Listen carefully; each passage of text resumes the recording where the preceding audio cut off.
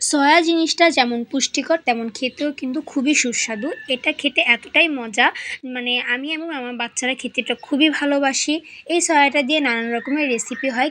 কিছুদিন আগে আমি সয়ার মাঞ্চুরিয়ান করেছিলাম, ওইটাও কিন্তু খেতে বেশ ছিল। এখন আমি এটা সয়া মাংসের মতো রান্না করব, মানে মাংস ছাড়া মাংসের একটা ফ্লেভার বা একটা স্বাদ যে বলে, আমি সেটা আজকে আনবো। এটা কিন্তু সম্পূর্ণ রান্না করলে একদম মাংসের মতোই লাগে। তো প্রসেসিংটা আমি অলরেডি শুরু করে দিয়েছি। এখানে হচ্ছে সয়াটা আগে সেদ্ধ করে নিয়েছি, ভালো করে সেদ্ধ করে তারপরে হচ্ছে এটার ভিতরে যা পানি ছিল তা আর কি ফেলে দিয়েছি, ভালো মতো পানিটা ঝরিয়ে নিয়েছি। তারপরে হচ্ছে ভালো মানে কিছু পরিমাণ মতো তেল দিয়ে তারপর এটা ভেজে নেব।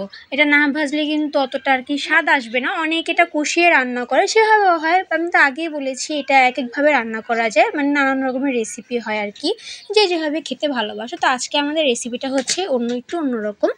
তো আজকে সয়াটা রান্না করার জন্য আমরা তেলে আস্ত জিরে দিয়েছি। জিরেটা হালকা ভাজার পর আমরা সয়াটা ভেজে নিব। সয়াটা যখন আমাদের ব্রাউন কালার হয়ে গেছে তারপরে আমরা আদা রসুন বাটা এবং বাদাম বাটাটা দিয়েছি। আজকে কিন্তু আমরা এটা একদম পুরো মাংসের মতো রান্না করবো, আমি কিন্তু প্রথমেই বলেছি। তো যাই হোক, এটা দিয়ে ভালো মতো এখন কষিয়ে নিব, যাতে আদা রসুনের গন্ধ এবং বাদামি যেটা কাঁচা গন্ধ থাকে সেটা যেন না থাকে। তো ভালো মতো আর কি এটা কষিয়ে নিচ্ছিলাম। তারপরে এর মধ্যে আস্তে আস্তে যেসব আমাদের মশলাটা যাবে সেগুলো আমরা কি করব, সরাসরি দিব না, আমি টক দইয়ের মধ্যে এটা মিশিয়ে নিব। প্রথমে টক দইয়ের মধ্যে এটা কিন্তু আমরা পানি সহ টক দইটা যেটা থাকে সেটা নিয়েছি, কারণ এখানে আমরা মশলা মিশাবো তাই। তো যাই হোক, আমরা এখানে টক দইয়ের মধ্যে গুঁড়ো মশলাগুলো দিব। গুঁড়া মশলার মধ্যে এখানে হচ্ছে হলুদ গুঁড়া, মরিচ গুঁড়া, ধনিয়া গুঁড়া এবং জিরা গুঁড়াটা থাকবে। কিন্তু এখানে জিরা গুঁড়াটা আমরা আগে দিচ্ছি না, জিরা গুঁড়াটা আমরা শেষে দিব।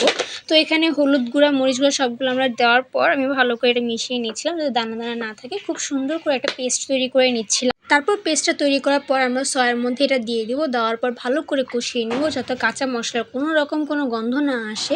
এটা কষানোর পর আমরা অবশ্যই স্বাদ মতো লবণ দিব। এখন পর্যন্ত কিন্তু আমরা লবণ দিইনি। তো যাই হোক, স্বাদ মতো একটা লবণ দিয়ে দিব। লবণটা দেওয়ার পর আমার যে বাটিতে ছিল, যেহেতু আমি বাঙালিদের কাজ বাটিতে মশলা থাকলে সেটা ধুয়ে তারপর তরকারি দেওয়া, যাই হোক, তো আমিও সেই কাজটা করব। তো সামান্য পরিমাণ মতো পানি দেবো, বেশি না, কারণ আমার সয়া কিন্তু অলরেডি সিদ্ধ করা। এখানে হচ্ছে পানি দেওয়ার কারণ মশলাটা যেন মানে গন্ধ না আসে, মশলা ভালো করে কষানো হয় সেই জন্য আর কি। তো এখানে মশলাটা কষানোর জন্য যতটুকু পানির প্রয়োজন ঠিক ততটুকুই পানি যাবে। আজকে কিন্তু সয়াটা হবে একদম মানে ভুনা, কোনো বাড়তি ঝোল থাকবে না, মানে কোনো বাড়তি পানি থাকবে না। তো এইখানে আমরা পরিমাণ মতো সামান্য আমি পানি দিয়ে এটা কষিয়ে নিব। তারপরে হচ্ছে এর মধ্যে আমরা দুধ দিব। তো দুধটা দেওয়ার কারণ হচ্ছে একটু গ্রেভি হওয়া, কারণ আসলে গ্রেভি না হলে পোলাও বলেন বা ভাত বলেন সেটার সাথে তো আসলে খাওয়া যাবে না। যেহেতু এটা একটু ঝোল ঝোল থাকছে বা একটু মশলাদার থাকছে, তো একটু তো ঝোল লাগবেই। তো যাই হোক, এখানে সামান্য পরিমাণে আমরা দুধটা দিয়ে দিব। দেওয়ার পর এটা কালারটাও চেঞ্জ হবে এবং খেতেও খুবই মজা হবে। তো এই তো শেষ। এখন হচ্ছে এটা কিছুক্ষণ হালকা পাতলা নাড়াচাড়া করে তারপর শাহি গরম মশলার গুঁড়া এবং জিরার গুঁড়াটা দিয়ে ব্যাস আমরা এটা নামিয়ে ফেলবো এবং পরিবেশন করব।